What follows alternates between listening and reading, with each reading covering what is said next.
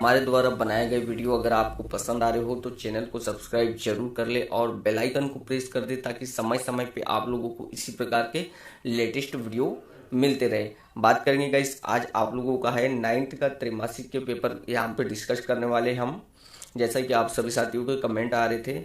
और हाँ, यहाँ पे आप लोगों से बता दूँ, अगर किसी क्वेश्चन का यहाँ पे सॉल्यूशन हमें नहीं मिल पाता है तो वो आपकी जवाबदारी है, आप सॉल्यूशन ढूंढ सकते हो। बाकी हम आपके सामने क्वेश्चन पेपर ला रहे, इतनी बड़ी बहुत बड़ी बात है। ओके, चलिए यहाँ पे पहला क्वेश्चन स्टार्ट करते हैं। सही विकल्प चुनिए। ओके, तो पहला आपका क्वेश्चन है, सही विकल्प चुनिए। इसमें पहला है, फ्रांस की क्रांति कब हुई थी?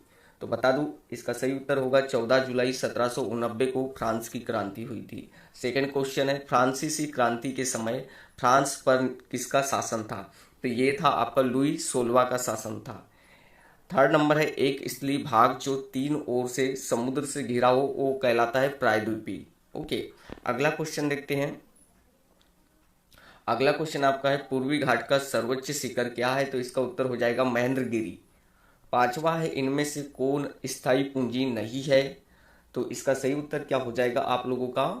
बीज। ओके, बीज आप लोगों का स्थायी पूंजी नहीं है। प्रश्न छठवा, इनमें से कौन अस्थायी या कार्यशील पूंजी है?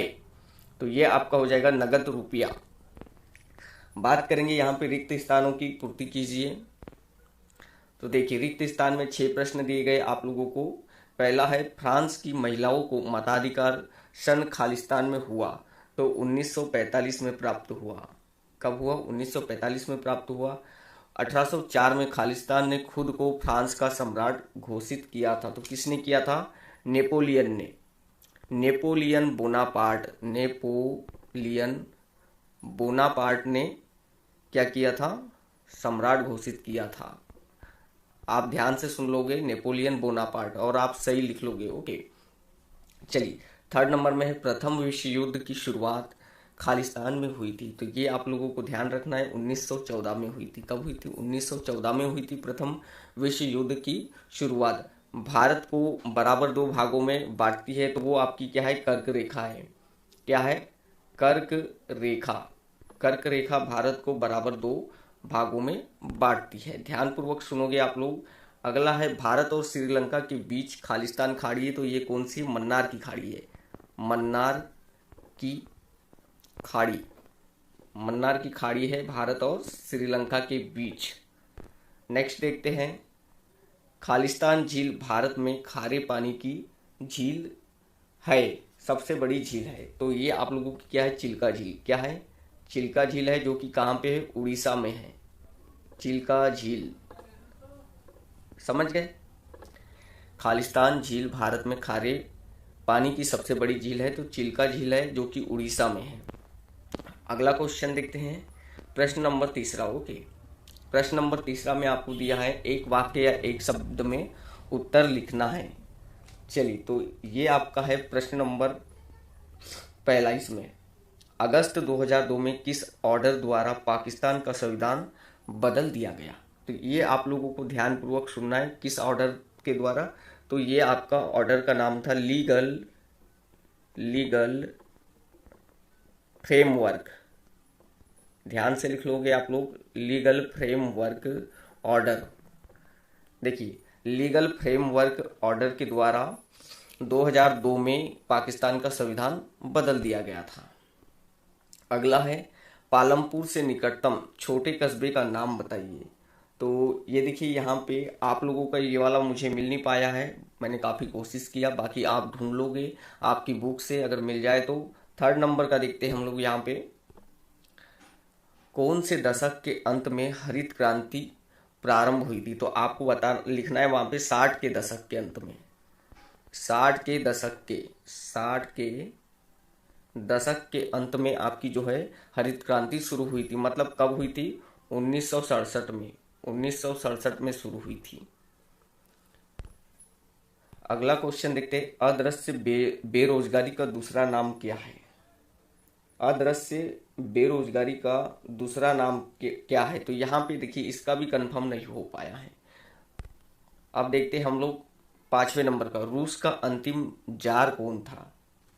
तो ध्यानपूर्वक लिखोगे आप लोग इसका उत्तर।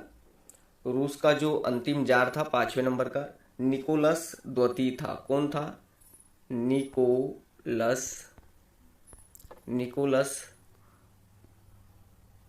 द्वितीय। कौन था? निकोलस द्वितीय था रूस का अंतिम जार। और यहाँ पे मैंने बताया था आप लोगों को चिल्का झील किस राज्य में है, तो ये आप लोगों की है उड़ीसा में है, उड़ीसा। नेक्स्ट देखते हैं भारत किस गोलार्ध में है, तो आपको तो पता ही है उत्तरी गोलार्ध में है हमारा भारत, उत्तरी गोलार्ध।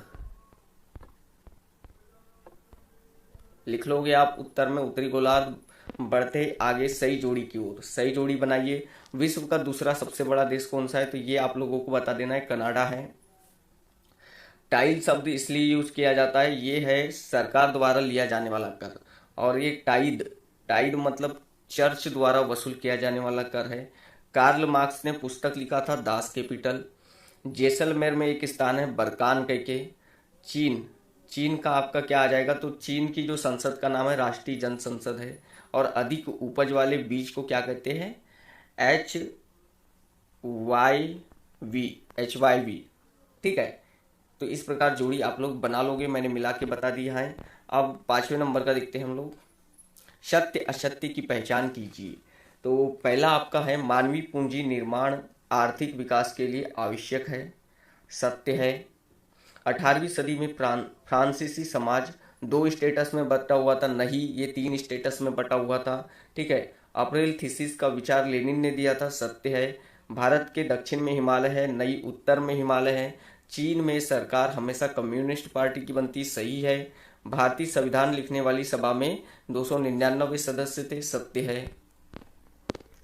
बढ़ेंगे अब आप लोगों के प्रश्नों की ओर। देखिए ये प्रश्न आप लोगों का है, प्रश्न 6वां, यहाँ पे मैंने उत्तर भी लिख दिया हूँ। जैकोबिन क्लब के सदस्य कौन थे, तो यहाँ पे उत्तर आपका होगा जैकोबिन क्लब के सदस्य छोटे दुकानदार और कारीगर थे, जैसे जूता बनाने वाले, घड़ी साज बनाने वाले और मजदूर आदि। देखिए यहाँ पे अथवा, जो आप लोगों के लिए अथवा के क्वेश्चन मैंने हल नहीं किया हूँ, जो बन रहे थे वो हल कर दिया हूँ एक एक क्वेश्चन। ओके, अगर अथवा का करता तो और ज़्यादा टाइम लग जाता है, इसलिए देखिए आपके लिए का प्रश्न 6वां हल कर दिया हूँ मैंने। जैकोबिन क्लब के सदस्य छोटे दुकानदार और कारीगर थे, जैसे जूता बनाने वाले, घड़ी साज बनाने वाले और मजदूर आदि। प्रश्न 7वें की ओर बढ़ते हैं। प्रश्न 7वां आपका है उन देशों के नाम बताइए जो क्षेत्रफल में भारत से बड़े हैं। ठीक है, इतना अगर आप लोग याद कर लेते हो तो काफी कुछ आप लोगों का बन जाएगा। ठीक है, उन देशों के नाम बताइए जो क्षेत्रफल में भारत से बड़े हैं।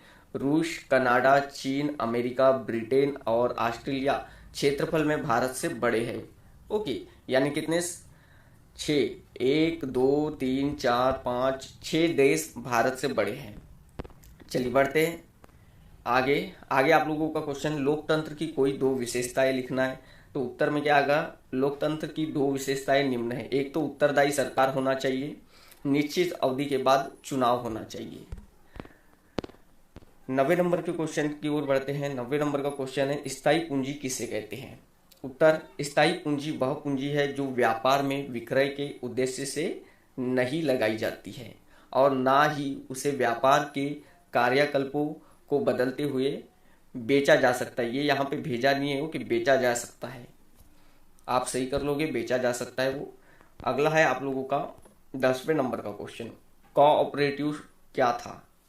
कोऑपरेटिव क्या था, तो आपको बताना है। कोऑपरेटिव का अर्थ है सहकारी या साथ में मिलकर कार्य करना। ऐसे व्यक्ति जो समान आर्थिक उद्देश्य के लिए साथ मिलकर काम करते हैं। ऐसे व्यक्ति जो समान आर्थिक उद्देश्य के लिए साथ मिलकर काम करना चाहते हैं, वे समूह या समिति बना सकते हैं। अब देखते हैं हम लोग प्रश्न 11वां,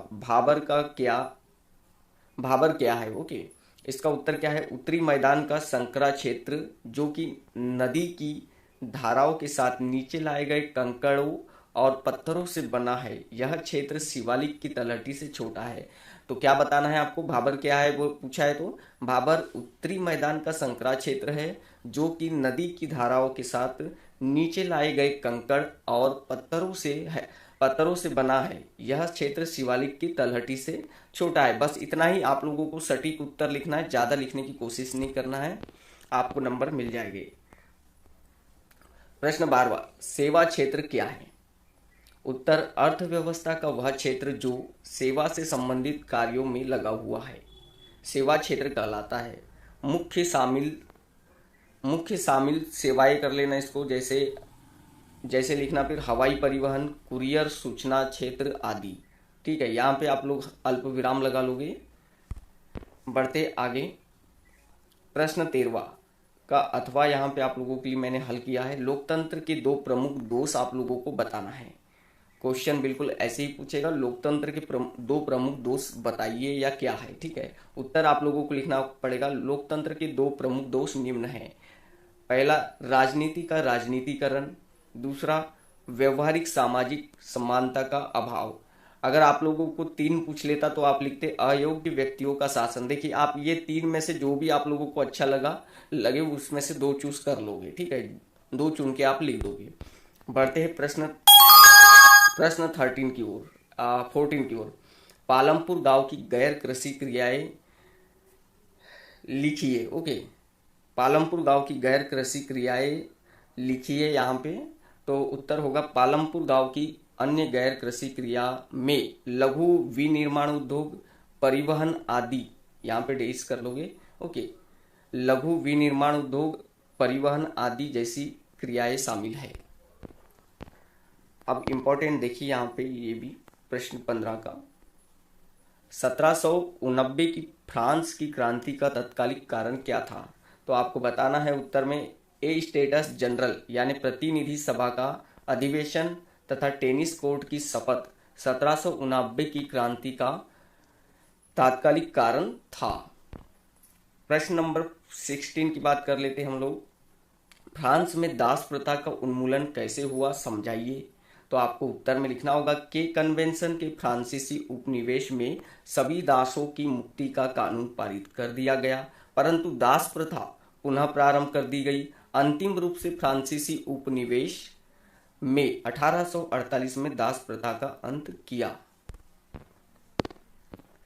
आगे प्रश्न नंबर 17, इसका अथवा का देखेंगे हम। भारत के उत्तरी मैदान का वर्णन कीजिए। उत्तर में लिखना होगा आपको, भारत के उत्तरी मैदान का निर्माण सिंधु, गंगा एवं इनकी सहायक नदियों के द्वारा हुआ है। यह मैदान जलोढ़ मृदा से बना है।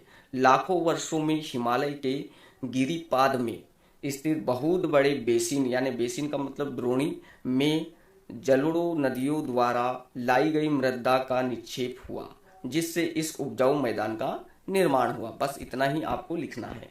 बढ़ेंगे आगे आपका है प्रश्न 18, भारतीय संविधान में प्रस्तावना का महत्व लिखिए।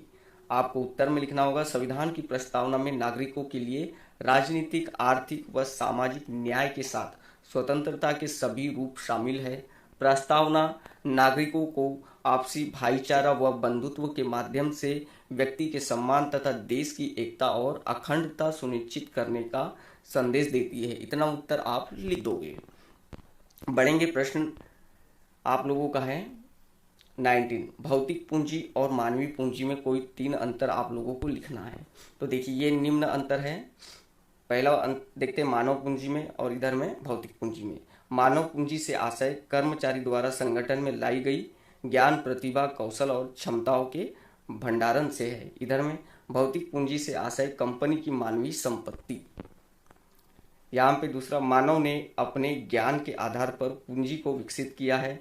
भौतिक पूंजी अपने समयानुसार परिवर्तित होती गई, जैसे आदिमानव के समय औजार और आधुनिक औजार। ठीक है, यहाँ पे तीसरा अंतर मैं बता देता हूँ। तीसरा अंतर आप लोग लिख लोगे। ठीक है, दोनों में तीसरा अंतर, इस साइड में तीसरा अंतर आप लिखोगे, मानवीय पूंजी विकास के दृष्टि से सर्वश्रेष्ठ है। क्या लिखोगे? मानवीय पूंजी विकास के दृष्टि से सर्वश्रेष्ठ है, जबकि भौतिक पूंजी सर्वश्रेष्ठ नहीं है।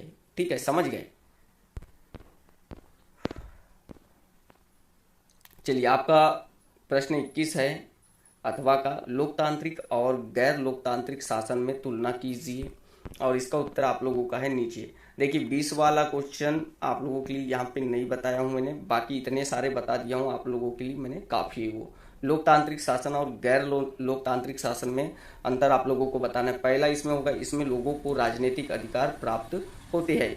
इधर में आप लोग लिखोगे गैर लोकतांत्रिक में लोगों के पास समिति अधिकार होते हैं, सीमित अधिकार, ओके, सीमित अधिकार होते हैं। इसमें फिर सेकंड देखोगे आप लोग, सेकंड क्या है, इसमें लोग सार्वभौमिक वयस्क मताधिकार के आधार पर चुनावी प्रक्रिया में भाग लेते हैं। इसमें देखोगे तो सार्वभौमिक वयस्क मताधिकार इन लोगों के लिए एक सपना है। थर्ड देखोगे, लोकतांत्रिक फैसले में सदैव ज्यादा लोग प्रत्यक्ष और अप्रत्यक्ष रूप से शामिल होते हैं। इधर में थर्ड है, लोग किसी प्रकार के फैसले में भाग नहीं लेते हैं, उन्हें सरकार के फैसले के संदर्भ में कोई हक नहीं है। फोर्थ देखिए, आपको 3 बोला है, आप 3 ही लिखोगे, मैं यहाँ पे 4 बता दे रहा हूँ। लोग किसी शासक की प्रजा न होकर खुद अपने शासक है, यहाँ पे मान इसमें, ठीक है। और इसमें इसमें लोगों को हमेशा प्रजा ही समझा जाता है, न तो शासक और न ही सम्मानजनक प्रजा। इतना आप लोग लिख सकते हो। चलिए, तो यह थे आज के महत्वपूर्ण प्रश्न। आशा करता हूँ आप लोगों को यह वीडियो पसंद आया होगा और आप सभी सहयोग बनाए रखोगे और किसी भी प्रकार के गलत कमेंट्स नहीं करोगे। ओके, अगर त्रुटि हो रही है तो आप त्रुटि मुझे बता दीजिएगा, हम त्रुटि यहाँ पे नेक्स्ट टाइम सुधार लेंगे। Thank you guys.